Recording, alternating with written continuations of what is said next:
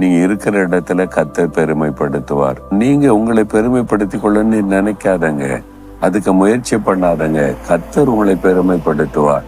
அதுக்கு உங்களை இடம் கொடுக்கணும், அதுக்கு உங்களை அர்ப்பணித்து கொள்ளணும். கர்த்தரே அதை செய்வார். நீங்க உங்களை பெருமைப்படுத்தி காமிக்கணும்னு ஏதாவது செஞ்சீங்கன்னா அது வேற மாதிரி முடிஞ்சிடும். அதனால அதுக்கு இடம் கொடுக்காம, ஆண்டவரே நான் உம்முடைய பிள்ளை, உம்மை சார்ந்து நிக்கிறேன், என் வாழ்க்கையை நீர் ஆசீர்வதிப்பேன்னு சொல்லி இருக்கிறீங்க, உங்க கரத்துல என்ன ஒப்பு கொடுக்கிறேன்னு அர்ப்பணிச்சிருங்க போதும். ஆண்டோடைய வசனத்துக்கு கீழ்ப்படிந்து நீங்க நடக்க ஆரம்பிக்கும் போது கர்த்தரே உங்களை ஆசீர்வதித்து உங்களுடைய பெயரை பெருமைப்படுத்துவார்.